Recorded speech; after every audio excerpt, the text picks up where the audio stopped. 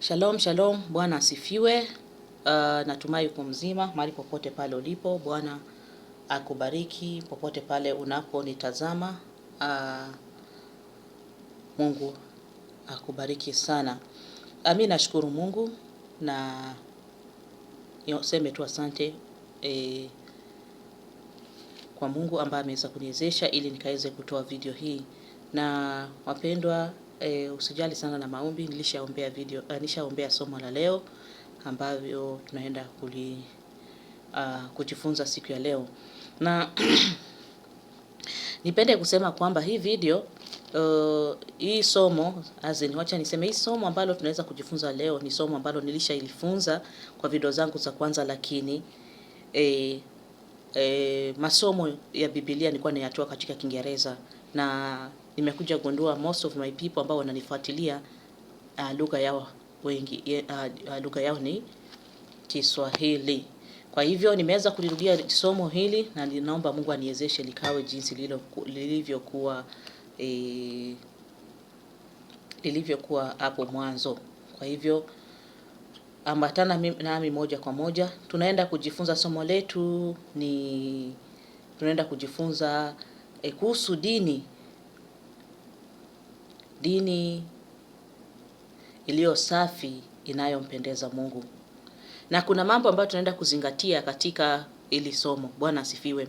Kuna yale mambo ambayo tunaenda kuyazingatia katika somo hili ili kujua kwamba dini iliyo safi na inayompendeza Mungu itakugharimu nini, ama inafaa iwe ni vitu gani ama ni vigezo gani ambavyo tunafaa tuvizingatie ili tuwe watu ambao tunatembea katika dini iliyo safi na inayompendeza Mungu. Kwa hivyo tutaenda moja kwa moja, na kitabu chetu cha kwanza kitatoka katika kitabu cha Yakobo mlango wa kwanza na ule mstari wa Yakobo mlango wa kwanza na ule mstari wa 27. Nitasoma. Dini iliyo safi isiyo nataka mbele za Mungu Baba ni hii: kwenda kuwatazama mayatima na wajane katika dhiki yao, na kujilinda na dunia pasipo na mawaa. Bwana asifiwe.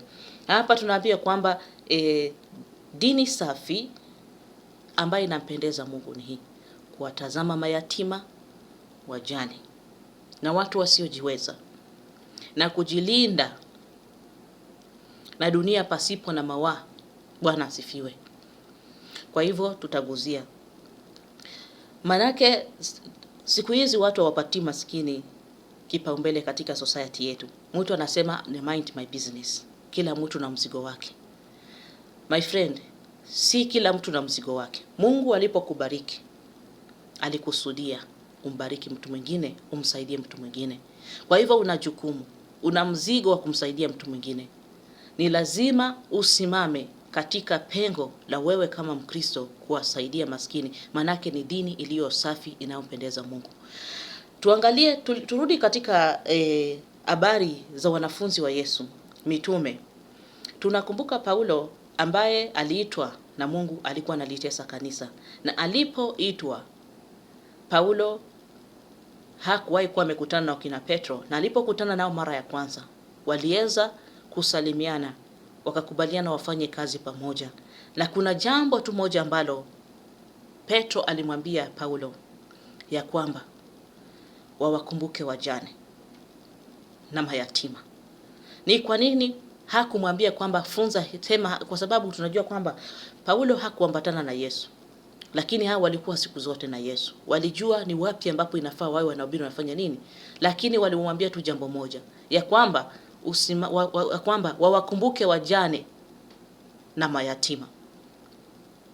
Paulo naye akasema ni jambo ambalo nilikuwa nalo ndani ya moyo kulitenda. Pia hilo jambo lilikuwa ndani. Jiulize ni kwa nini walisisitiza juu ya hili jambo kabla injili nyingine ijakuja ya utakaso. Kwa sababu walijua ni dini safi inayompendeza Mungu. Bwana asifiwe. Ni dini safi inayompendeza Mungu. Kwa hivyo leo hii nasi tunaambiwa ni dini safi. Kwa hivyo yamkini hujakuwa unamkumbuka yatima, hujakuwa unamkumbuka mjane, hujakuwa unakumbuka yule mhitaji katika familia yako, katika maeneo ulioko, kwenye mazingira ulioko, kuna watu umekutana nao wanapitia hali ngumu, lakini Mungu amekupa ule uwezo wa kuwasaidia, lakini umewapuuza na kusema kila mtu na mzigo wake. Mara kwa mara Mungu anatubariki sisi, lakini tunaweka tunakuja tunasimama tunasema kwamba hizi pesa zitakuwa ni zako, watoto wako. Ukiextend sana inakuwa ni kwa wazazi wako na ndugu zako. Wengine tunatupilia mbali. Unalipa fungu la 10, unalipa sadaka, na kisha pesa zilizobaki zinakuwa majukumu mengine, unawasahau maskini. Jua kwamba hauna dini safi ya kumpendeza Mungu. Jambo unalolifanya ni wakati sasa wewe ujiangalie na ukapate kufanya nini? Kutubu. Tengeneza na Mungu, na kuanzia leo uwape maskini kipaumbele, uwape mayatima, wajane kipaumbele. Manake hata Yesu mwenyewe aliwapa kipaumbele na akawa anawasaidia sana. Tunakumbuka pale Yesu alisema kwamba nilikuwa sina chakula, hamkunipa. Nilikuwa mgonjwa, hamkunitembelea. Nilikuwa gerezani, hamkunitembelea. Na akasema kwamba na ndo hao watu, yani alikuwa analinganisha wale watu wako katika hiyo hali. Tunapokataa kuwasaidia, tunakuwa tumekataa Yesu mwenyewe. Unapokataa kumsaidia mjane, unakuwa umekataa kusaidia Yesu mwenyewe. Unapokataa kumsaidia maskini, unakuwa umekataa kumsaidia Yesu mwenyewe. Bwana asifiwe.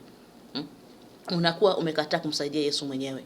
Kwa hivyo ni jambo ambalo linafaa tuzingatie. Na neno lingine la mwisho tumeongezea, Biblia inasema kwamba hapo mwisho tumeambiwa kwamba tumeambiwa kwamba na kujilinda na dunia pasipo mawaa. Kujilinda na dunia na mambo ya dunia hii. Kujilinda na mambo ya dunia. Mambo ya dunia, mambo ambayo hayampendezi Mungu. Anasa na mambo ya dunia hii, raha za dunia hii. Vitu ambavyo vitakufanya usiwe mtakatifu mbele ya Mwenyezi Mungu. Yamkini itakuwa ni usherati, itakuwa ni uzinzi, itakuwa ni ulevi, unafanya miadarati, umeingia katika Sodoma na Gomora. Mambo tu hizi tabia, mambo ambayo yamfurahishi Mungu, yatakao kutia najisi na kufanya nini? Na kufanya uwe na mawaa. Unaona nini? Yani uwe mchafu, usiwe mtakatifu na kuonekana na kuwa safi mbele ya Mwenyezi Mungu. Kwa sababu dini iliyo safi ni ya kumpendeza Mungu. Kwa hivyo hilo jambo tulizingatie.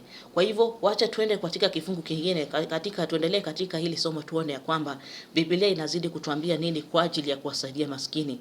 Tuingia katika kitabu cha Methali 19, mlango wa 19 mstari ni ule wa 17. Biblia inasema kwamba amhurumiaye maskini umkopesha Mungu, mkombesha Bwana, naye atamlipa wakati wa tendo lake njema. Amina. Hapa tunaona kwamba tunaambiwa kwamba amkopeshaye maskini anakuwa amemkopesha Bwana. Mpendwa, kila kitu ambacho unatoa msaada kwa wale wasiojiweza, unakuwa unamkopesha Bwana, na inakuwa sawa na hazina, inakuwa ni sadaka iliyo na matukato mbele ya Mwenyezi Mungu, na anasema ya kwamba atakulipa kwa baadaye. Itawezekana Mungu anaweza kukulipia hapa duniani kwako mwenyewe, anaweza kulipia kwa watoto wako wanaweza kufurahia matunda ya wema ambao umekuwa ukitenda, ama Mungu anaweza acha mwenyewe ufurahie wema, matunda ya wema umekuwa ukitenda. Na ama kama itakuwa hivyo, Mungu atakulipa katika umilele. Bwana asifiwe. Kwa hivyo kila wakati unapotenda, ndio maana kuna msemo unasema kwamba tenda mema nenda zako, malipo ni kwa nani? Kwa Mungu. Kwa hivyo kila wakati unapomsaidia mtu, yani kuwa na ule moyo wa kumsaidia mtu. Unapomsaidia jua ninamkopesha Mungu, ninamkopesha Mungu. Mungu mwenyewe atanikumbuka. Kuna wakati pia na wewe utahitaji. Manake leo ni mimi, huyu ni kesho. Unaona? Una wakati ambapo pia na wewe utakuwa mhitaji. Na Mungu atakukumbuka kupitia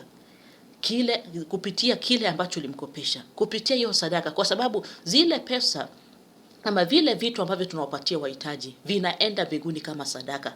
Na zile sadaka pia zinakuwa manukato mbele ya Mwenyezi Mungu. Na zile sadaka zinakuwa pia hazina mbinguni ambayo tumewekewa.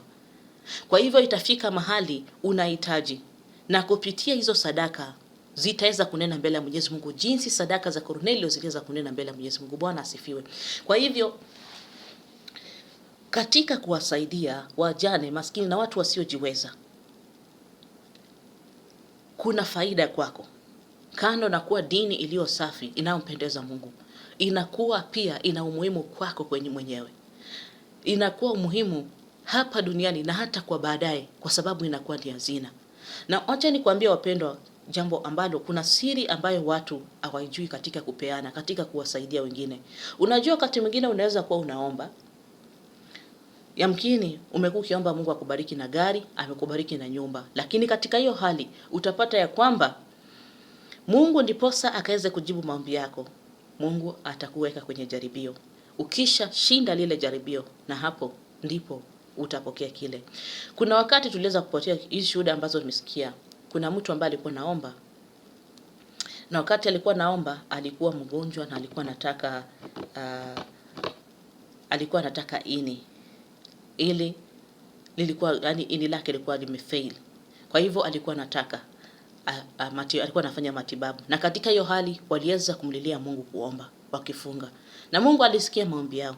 Lakini kujibu ile maombi, Mungu ule mwanaume alikuwa njiani na akakutana na mtu mle sokoni, na akamuuliza tu, akamwomba msaada. Yule mzee alimrudishia akamwambia, nina shida za kwangu, niache. Na aliposema hivyo, na ndio hivyo, ini lilikuwa limeshashuka kutoka mbinguni, na hivyo liweza kuchukuliwa likarudi, na mzee baadaye alifariki. Kwa hivyo unaona, na kukakuwa na mwanamke ambaye alikuwa na watoto, na alikuwa anaenda kazini, watoto wanaenda shule, na ana gari, na akawa naomba Mungu gari. Kuna mtu ambaye alituma tu, akapatiwa, akamwambia aende kwake, na akamuomba $20. Na yule mama Mungu alijua anazo, na akamunyima lile gari, akalipoteza hivyo. Kwa hivyo wakati mwingine tutapoteza baraka, kwa Mungu anajua siri. Kwa sababu sisi tuko watu wa kuignore maskini na kutokuwapatia, Mungu anaweza fanya jaribio, aweke ufunguo wako wa mlango ambayo inafaa ufungue ili upate kile ambacho unataka, na ampe mjane. Wakati utakuja tu na umpatie hivi na aseme asante, hapo ndipo amekupa ufunguo, na utapata mambo yako inaanza kwenda. Kama ni kazi umepata, kama ni nyumba umejenga, kama ni gari utapata. Na ukimnyima, ndo hizo wana shift zile baraka, ama zinafanya nini, zinaelea, ziko zimesimama mpaka ile siku tena utakuja kupendeza Mungu, na hapo ndipo itafanya nini.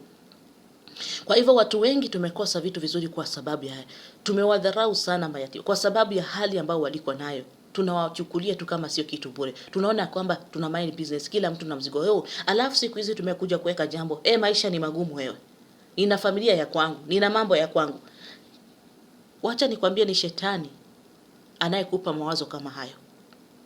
Ni shetani, manake anangoja, anajua kwamba kuna kile kinachokungoja kwa wema wako. Amejua.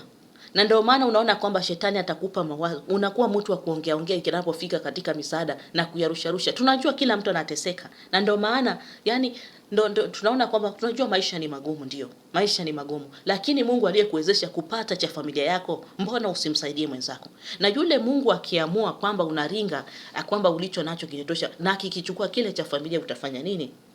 Hilo ndio jambo inafaa ujiulize. Ikiwa Mungu ataichukua hiyo kazi, utafanya, manake ndiye alikupa. Unajua jambo moja ambalo nimekuja kujifunza, Mungu anapokubariki, Mungu anapokupa kazi, anakuwa amekuwekea mlolongo nyuma yako. Na kama utaki mlolongo wa kusaidia watu, then achana na kazi na usimwombe Mungu akupe kazi. Afadhali kaa, ndio watu wasikupigie simu wakikwambia kwamba nipe. Mungu anapoelekeza watu kwako, anakuwa mwenyewe amekubariki na anajua kwamba una uwezo wa kuwasaidia. Bwana asifiwe. Kwa hivyo tuwe watu wa kusaidia wengine. Bwana asifiwe. Licha kwamba tuna majukumu, kidogo kile utampa kitakufungulia na kitakuletea nyingi. Ndio maana unafika, mtu mwingine anafika mahali umekataa kumpa Mungu, kumpatia maskini. Ndio huyo unapiga magoti unaambia Mungu, ati nataka niongezewe cheo, nataka niongezee nini, niongezee mshahara. Alafu ule mshahara, kuna mtu ambaye unamsaidia maskini. Jiulize. Na ndio maana ushaiomba uongezewe cheo, hakuna wakati Mungu instead ya kuongezea cheo umerudisha chini. Badala ya mshahara wako kupanda ulipunguziwa mshahara. Jiulize. Kwa sababu laana ya Mwenyezi Mungu iko juu yako.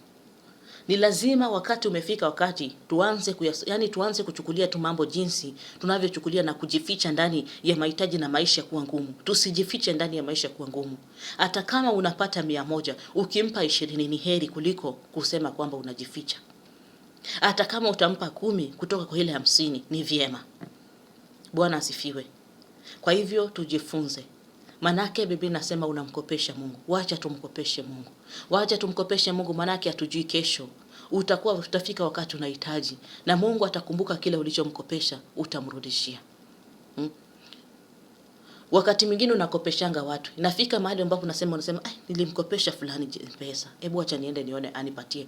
Unaenda fulani anakupa anakuambia, "Oh, hata nilikuwa nimefikia." Unasema, unakuja kusema kumbe kukopesha huku ni kuzuri. Jamani kumeniokolea. Unaona? Pia na sisi tukimkopesha Mungu, Mungu atakuokoa wakati ambapo unazama. Wakati pia na wewe unahitaji, hapo ndipo Mungu atakumbuka sadaka zako ulizozitoa kupitia mayatima, kupitia wajane, kupitia wasiojiweza. Kwa hivyo hili jambo tusilichukulie hivi, bali tulitende, tuwe na ule moyo wa kusaidia wengine. Kwa sababu unakuwa ni moyo safi, ambao ni dini iliyo safi ya kumpendeza Mungu. Bwana asifiwe. Tukiendelea, Biblia inasema tutaingia katika tutasoma kitabu cha Luka mlango wa 14 kuanzia mstari wa mlango wa 14 mstari ni ule wa 13 na 14. Biblia inasema kwamba bali ufanyapo karamu waite maskini, vilema, viwete na vipofu, nawe utakuwa heri, kwa kuwa hao hawana cha kukulipa, kwa maana utalipwa katika ufufuo wa mwenye haki. Bwana asifiwe. Unaona, hapa tunaambiwa kwamba tunapofanya karamu zetu, watu ambao inafaa tuwaite ni maskini, viwete, vilema, na vipofu. Watu ambao hawawezi kuturudishia, watu ambao hawaweza kualika tena. Yaani nipe nikupe, hapana. Scratch my back I scratch yours, hapana. Wewe waite, kwa sababu tunajua kwamba Mungu ameshatuambia kwamba tunapomsaidia maskini tunamkopesha. Ni vyema umkopeshe Mungu kuliko uite yule ambaye tajiri atarudi kukualika kwenye karamu. Unajua umemuita, amekula wali kwako.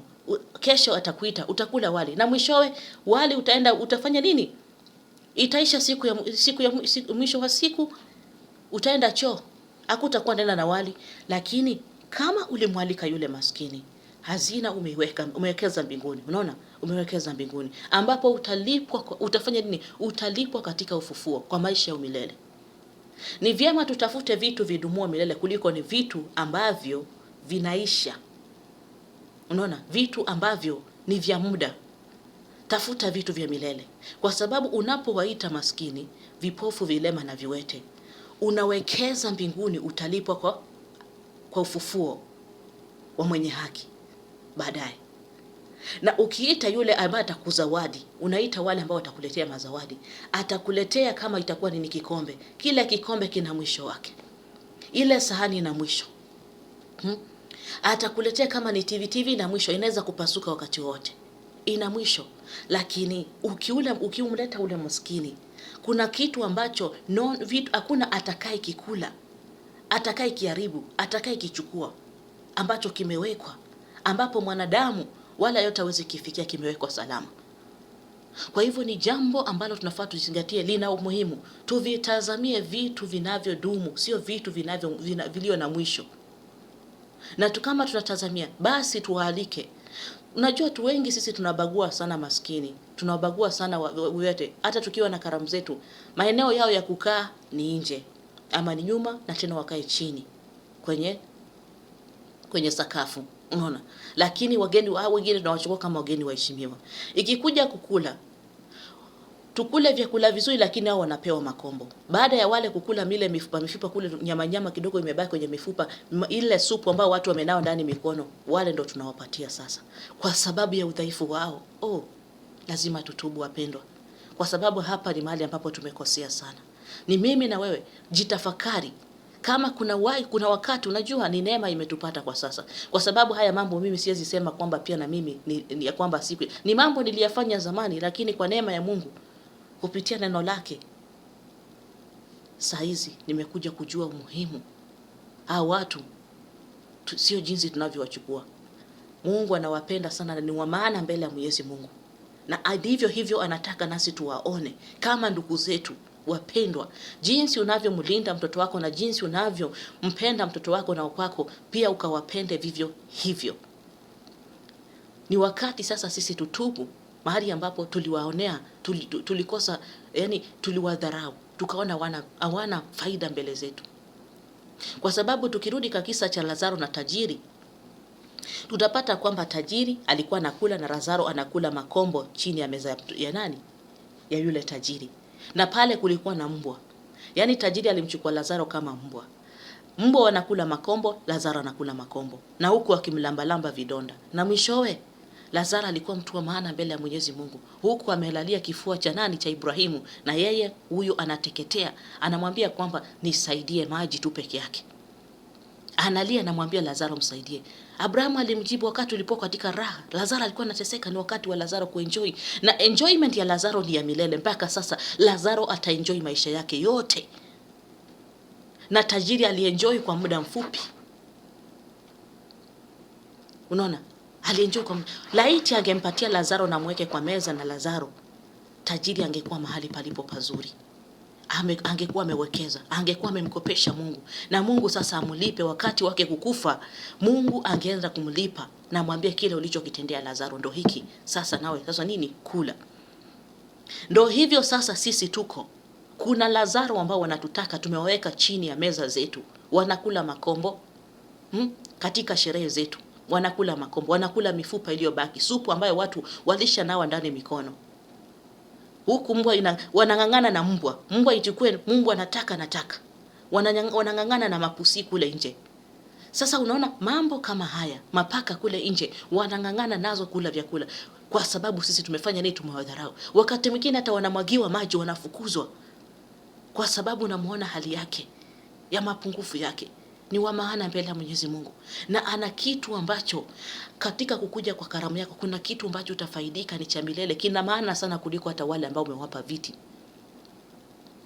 Na hata kuna mahali ambapo nilisoma kwenye Biblia walisema kwamba wanaowaita majina na wanaowapeleka mbele ya mahakama ni kina nani? Si ni matajiri? Lakini ya maskini ambao mnawaacha, hakuna kitu ambacho unajua. Wacha nikwambie, maskini hakuna kitu anakufanyia. Anakuwa amekusha kuweka wewe una kipato na anabaki kukuheshimu hivyo, lakini tajiri hakuna vile ataweza kukuheshimu. Lakini ndo watu tumewapatia vipaumbele, ndo watu tunawaheshimu na kuwadharau wale ambao wanatupa heshima na kutupenda sana. Maskini anampenda mtu. Kwa hivyo tunaambiwa ya kwamba tuwapende, na katika hiyo hali tuwakaribishe katika karamu zetu. Usimwalike mtu kwa sababu atakuletea nini? Atakurejeshea kile ambacho atawacha bahasha ya pesa, atawacha zawadi, baadaye pia na atakualika. Hapana, siri ni tuwaalike hao. Wacha ukae mjinga watu waseme huyo naye shida ni nini, lakini unajua kile ambacho kimekifanya. Kuanzia leo, ikiwa una sherehe hivi karibuni, Biblia imekupa siri ya kwamba wanaohitajika kwa sherehe yako kwa wingi ni maskini, vilema, vipofu na viwete. Yaani wale watu wasiojiweza, waangalie, ndo watakuja katika sherehe yako. Bwana asifiwe.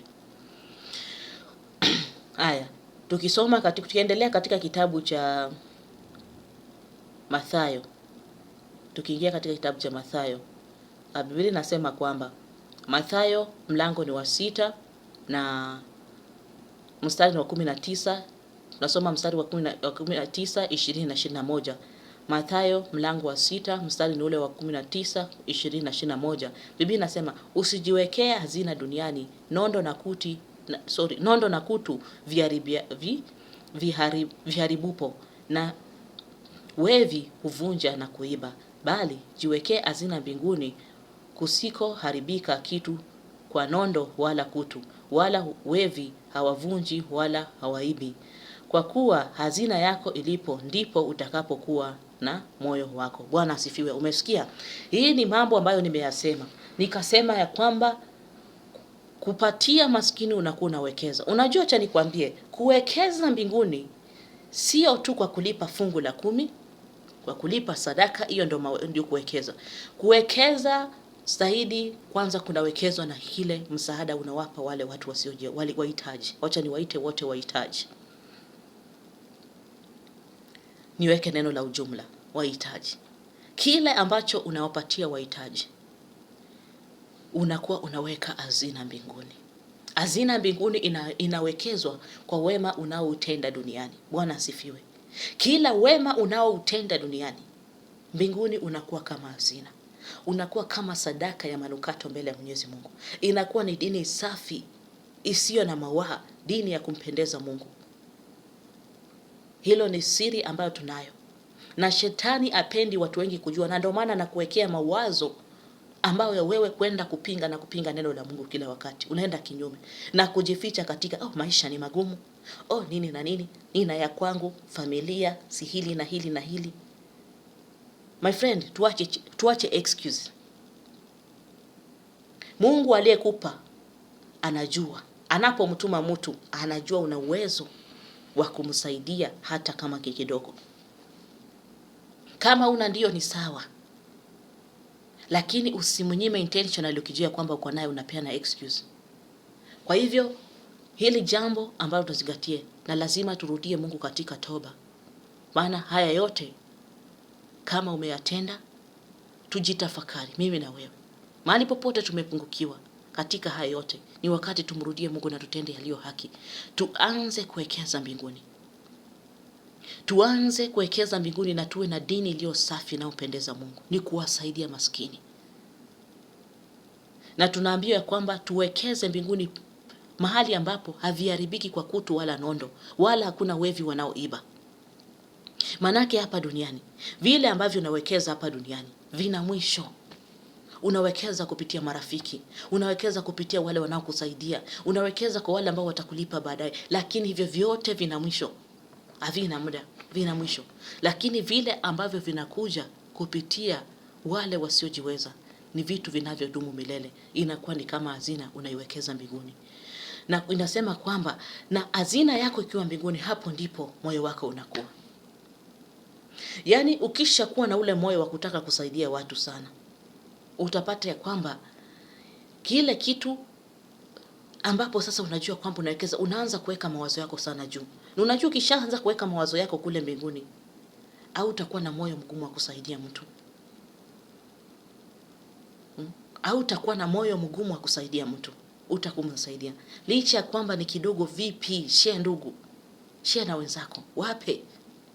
Usiwache shetani akakuja kuingilia kati ukapoteza baraka kwa sababu tu ya mahitaji yako, ya majukumu yako, ya excuse ambazo mwisho ni jambo ambalo ungeweza kusaidia tu na mambo fanye nini upokee baraka. Aya, tukiendelea katika Biblia, tukisoma kitabu cha Wagalatia mlango wa 6 na mstari ni ule wa 2. Biblia inasema kwamba tuchukuliane mizigo na kutimiza, hiyo ni sheria ya Kristo. Unaona, kuchukuliana mizigo ni sheria ya Kristo. Ni sheria. Ni sheria ambayo Yesu aliweka mwenyewe. Si nilikwambia? Kuchukuliana, unapochukua mzigo mwingine unakuwa unatimiza sheria. Yaani ni kitu ambacho tuliambiwa tukifanye. Sio ni kitu ambacho kiko na options. Ni sheria. Na Biblia inasema ya kwamba sheria lazima tuitimize. Kwa hivyo ni makusudi yako na mimi tuitimize sheria kwa kubebeana mizigo. Mwingine anapokuwa katika shida, umsaidie. Na wewe wakati wako unakuwa kwa shida, tumsaidie. Tusijiekea na kusema kuna hili jambo ambalo watu wanasema kwamba tafuta mwingine unaenda unakwambia hivi kwamba mtu na ya kwake. Mtu na ya kwake. Mimi na mind ya kwangu. Hali ni ngumu. Kimeumana sasa, kimekauka. Hii maneno ambayo tunatumia kila siku ni maneno ambayo adui anatutega nayo mtego kupoteza kilicho cha maana kinachodumu milele. Watu wengine wanaweza kusema na vile nateseka, ninaamuka asubuhi, ninarudi usiku, nimechoka. Mwingine yuko tu amekaa, haendi kazini, anangojea kwamba ati afanye nini? Ati mimi nimletee. Sasa wacha niwaambie, kuna mahali ambapo nilikuwa ni sokoni. Kuna mtu ambaye nilitaka kumsaidia. Yaani kuna hao watu ambao wanaomba. Hata wakati mwingine ukipitia YouTube ukiomba, mtu anamwambia hivi, enda tafuta kazi. Sio kwamba wale watu ni wazembe hawajatafuta kazi. Kuna mwingine ametafuta kazi, hajapata kazi kwa sababu ya hali yake, anakataliwa hata kuajiriwa. Hajaajiriwa. Wamemnyima kazi kwa sababu ya mtazamo wake, kwa sababu ya upungufu wake, kwa sababu labda mavazi yake sio ni vizuri, kwa sababu ya elimu, kiwango cha elimu yake. Anatafuta kazi hata ya kuosha vyombo kwenye hoteli, amenyimwa. Na ana choice, ana familia. badala ya kuiba, badala ya kwenda kufanya umalaya ama kufanya chochote kile ambacho kitampendeza Mungu. Amesema afadhali aje akule cha haki, cha kuomba. Mtu anamwambia mwingine, hata anapiga kile kikombe ama kile, anapiga mkono, anamwambia enda tafuta kazi. Kwanza ionekane tu ni kijana bado. Badala hata kama ni kazi, mwambie, msimamishe pale, mwambie njoo nikupatie kazi, ukule kwa jasho yako. Hata utakuwa unamsaidia kuliko kumpiga. Wakati mwingine sio lazima umpatie pesa, unaweza mpa kazi ambapo unajua kwamba itakuwa inamsaidia. Unaweza mfungulia hata biashara, asizidi kuomba. Umekuwa umempatia suluhisho kwenye maisha. Wakati mwingine tuwape suluhisho. Bwana asifiwe. Wakati mwingine sasa mimi nilikuwa sokoni, nikawa nisaidia mwingine. Jamaa mwingine akatoka, huyu ananiambia, ananisukuma hivi, anasema usimpatie pesa. Wewe unaenda kazini lakini anakaa. Mimi kwangu nilichukua, nilimpa kwa sababu nilifanya kwa hiari yangu. Awe alikaa, it's none of my business. Mimi ninafanya sheria ya Mungu. Alisema tubebeane mizigo na tusaidiane. So I did what I knew was right. Na pesa ni zangu, nina right kumpatia yoyote ambaye ningetaka kumpa. Kwa hivyo wakati mwingine unaweza kukua katika kikundi cha marafiki wako na umemwonea mtu huruma. Unataka kumpa rafiki yako, na usiwahi msikiza rafiki, kwa sababu wewe kutoa ni moyo. Na kabla hujafikiria kuweka mkono wako kwenye mfuko, moyo wako ulikuwa tayari ushasema nawe. Umekwambia mpe. Usiangalie nani atakuangalia. Usiangalie wanaosema nini. Ziba masikio, sikiza moyo wako. Manake moyo wako uko mahali ambapo unawekeza hazina. Moyo wako unakuelekeza mahali ambapo utawekeza hazina. Bwana asifiwe. Kwa hivyo hili jambo ni ambo ambayo inafaa tuyazingatie. Wacha kusikiza. When it comes kusaidia mtu, usimsikize. Wakati mwingine mambo yanatengenezeka kwenye nyumba. Utapata ya kwamba unataka kumsaidia mtu, mume wako anakuwa kikwazo ama mke anakuwa kikwazo. Na kwanza tumeambiwa kwamba when it comes kwa misaada, mtu afai, yani hata mkono wa kuume usione kile ambacho mkono wa kulia umepeana. Ni siri kati ya wewe umempa na yule Mwenyezi Mungu. Kwa hivyo kitu kilichoko apart from, wakati mwingine tuseme kwamba labda ni pesa ambazo mnafanya charity kama michango, hapo ndo wakati mwingine mambo inafanyika public, kwa sababu ni pesa ambazo watu wasije wakasema ulikula pesa, ulifanya nini. Lakini cha kwako wewe mwenyewe, sio cha kwenda katika group, vikundi. Cha kwako wewe mwenyewe kinakuwa ni siri. Hata kama unamsaidia yatima, iwe ni siri kwa mke wako, iwe ni siri kwa mume wako, kwa sababu haifai unafanya, yani unajisema jinsi umeweza kusaidia mtu. Kwa hivyo tulizingatia hili jambo sana. Wengine wetu tumepoteza baraka kwa sababu tu ya wajane, maskini na watu wasiojiweza. Maisha tunayoyaishi sasa, shida tulizo nazo, chanzo chake ni sisi kutokuwasaidia wengine. Mungu aliyekupatia ndio Mungu atafanya nini? Ndio Mungu anayewatuma watu waje ukawasaidie. Wacha nikwambie story. Kuna wakati nilienda kusoma katika kitabu cha Jasha. Nilitaka kujua zaidi ya Abrahamu, maisha ya Abrahamu. Na katika kitabu cha Jasha kumeelezewa zaidi upana jinsi Abrahamu aliweza kuishi. Kama tunajua Abrahamu hakuwa jenga nyumba, alikuwa anaishi kwenye tent. Lakini tent ya Abrahamu, kila mahali ambapo njia ilikuwa, alitengeneza lango. Tuseme kwamba amejenga hapa katikati, na kuna njia ambazo zinapita kwenye maka, kama tuseme kwamba ni njia karibu 4. Nyumbani kwa Abrahamu, hema la Abrahamu lilikuwa na milango 4. Kwa kila njia aliweka mlango, aliweka mlango, aliweka mlango. Na Abrahamu nyumba yake hakuwahi pika chakula chake tu.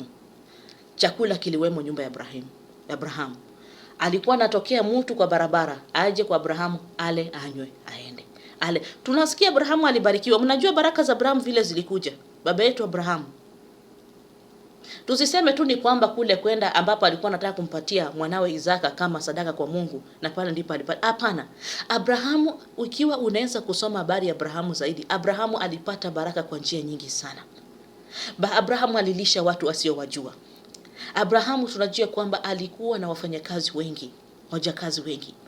Wale Abrahamu aliwalinda, kama tunaona kwamba hata ilifika wakati wakasema kwamba kuna yule ambaye alikuwa karibu na Abrahamu akasema ya kwamba ikiwa Isaac atapewa na sadaka yeye ndiye atarithi. Hata Abrahamu alipoenda kuongea na Mungu akasema kwamba basi ni mjakazi wake atakuja kurithi nini? Mali yake. Abrahamu alikuwa amechukua mjakazi kama mtoto wake. Aliwalinda, aliwapenda. Unaona? Aliwapenda. Na ndo hizo vile Abrahamu alipata baraka. Lakini leo hii wewe uje kwa na mjakazi kwa nyumba yako, kwa sababu amekuja kutafuta kwa nyumba yako, unampa chakula, unampa maji anakunywa, umempa mahali pa kulala na unamlipa, unamfanyia lolote lile unataka. Kama ni kummwagia maji utamwagia, kama ni kumfanya asilale usiku, kama ni kumfungia nje utamfungia, chochote kile ambacho. Nakwambia Mungu wa haki yuko anaona. Ikiwa ushaifanyia hivyo mwenzako, tengeneza na Mungu. Na kama mahali unamjua yuko mahali, mtafute, tengeneza. Laana. Watu wanaleta laana kwenye maisha yetu. Laana na wamebeba baraka. Ni wewe uchague. Tuliambia tuchague baraka ama laana. Maskini, kiwete, kipofu wana baraka na wana laana. Na hao watu Mungu anawapenda. Yaani kuna mtu ambaye nilikuja kuona, kwa sababu kadri ninaposoma Biblia. Hebu enda kwa Biblia, angalia mjane ameweza kuapia kwenye Biblia mara ngapi? Mungu ameongea kwa ajili ya mjane na yatima mara ngapi kwenye Biblia? Na utajua kwamba Mungu, na ndio maana Biblia inasema kwamba Mungu ni Mungu wa wajane na ni baba wa yatima. Na ni mtetezi wa wanyonge. Kwa hivyo Mungu anawajali. Na ndio maana anakuambia, anatuelezea jinsi ya kukaa nao, jinsi ya kuwalea, jinsi ya kuwasaidia, jinsi ya kuwa pamoja nao, kuishi nao. Kwa sababu unapowapa unakuwa. Yesu akasema, nakumbuka Yesu alisema katika kuna mahali ambapo Yesu alisema kwamba nilipokuwa na njaa hamkunilisha. Nilipokuwa mgonjwa hamkunitembelea. Unaona? Hamkuja kuniona. Nilipo gerezani hamkuja kunitembelea, mkuniona. Unaona? Nilipokuwa sina mavazi hamkunivisha. Yesu alikuwa anaongea kwa hao watu maskini, wajane, mayatima, vipofu, viwete, viziwi, watu wasiojiweza. Yaani maana kwamba ikiwa utakosa kumsaidia yatima, mjane, maskini, utakuwa umekosa kumtendea Yesu. Tunapokosa kutendea wengine wema, tunakuwa tumekosa kumtendea Yesu. Hiyo ndio maana ya kifungu hiki. Unapotenda wema hapa duniani, umtendee yule mwanadamu unayemwona umemtendea, unakuwa unamtendea Yesu. Maana amesema hapa, chukulianeni mizigo na kutimiza. Hiyo ni sheria ya Kristo. Hii ni sheria ya Kristo alisema. Kwa hivyo ni jambo ambalo inafaa tulizingatie, wapendwa. Tusichukue tu kama kawaida hivi. Lazima tuwe watu wa kusaidia. Tujue kwamba kuna yule pia ambaye hataki tupate baraka, ambaye ni yule mwovu. Kila wakati atakuweka mawazo. Usiwasaidie. Unaweka wako. Yaani unatoa excuses kila wakati. Lengo tu ni kutokuwasaidia. Kwa hivyo kuna umuhimu kuwasaidia. Kuna kile ambacho utapata in exchange. Lakini wacha iwe jinsi Biblia. Usitoe kwa sababu unataka kile ambacho Mungu alisema kwamba alisema hapa nikipeana. Sasa wewe unatupeana tu na lengo la yani una kile kwa sababu ile ahadi. Hapana. Jua kwamba hii ni sheria niliamuriwa kuifanya. Hiyo ndio step 1. Hii ni sheria ninaitimiza. Kitu ya pili, kutoa ni moyo. Na Biblia inasema kwamba Biblia inasema hapa katika kitabu cha, wakati ambapo tumesoma hapa kitabu cha Mathayo, nasema kwamba na moyo wako ndipo utakapokuwa na ya kuwa hazina yako ilipo ndipo utakapokuwa na moyo wako. Unajua, unapotenda mema moyo wako tayari pale ambapo hazina yako unaweka, hapo ndipo moyo unakuwa. Na moyo wako ukiwa penye hazina ipo, hautawahi bishana kumsaidia mtu.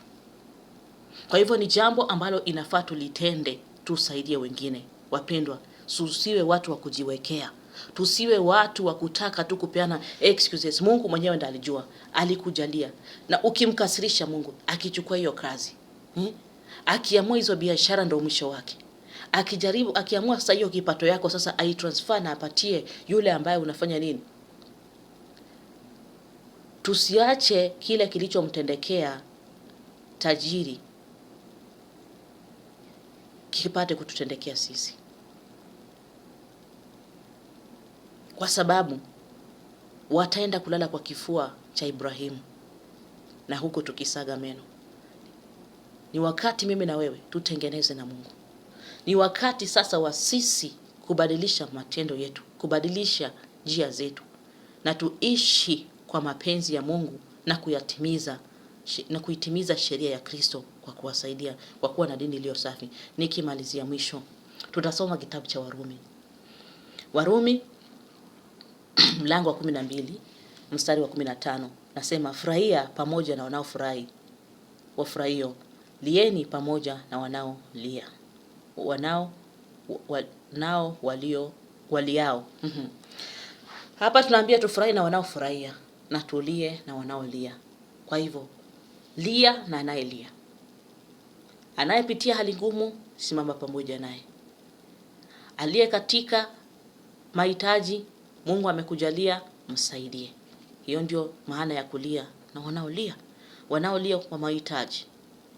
Angalia sasa kule kwa society yako. Kuna wakati mwingine hata Mungu amekuwezesha, una uwezo wa kusomesha yatima. Lazima tuwajali, tuwaone wale watu. Ni wakati ambapo ni sisi tupate kusimama na kuangalia mayatima, watu ambao wako less privileged, wale watu ambao kama kwa ujumla niseme kwamba wahitaji wanatuhitaji. Ikiwa Mungu amekubariki, pia nawe mkumbuke mhitaji na Mungu atakukumbuka wakati wa mahitaji yako. Kwa hivyo barikiwa sana ndugu yangu kwa neno hilo ambapo Roho Mtakatifu ameniongoza nikalilete siku ya leo. Mungu akubariki sana sana sana sana, na naomba akufungue na akubadilishe kupitia hili neno. Na nikuombe jambo moja, subscribe, share na wengine ili wakaweze kujifunza hili jambo. Mungu akubariki sana. Ninawapenda, tutakutane majaliwa ya Mungu kwa somo lingine. Shalom.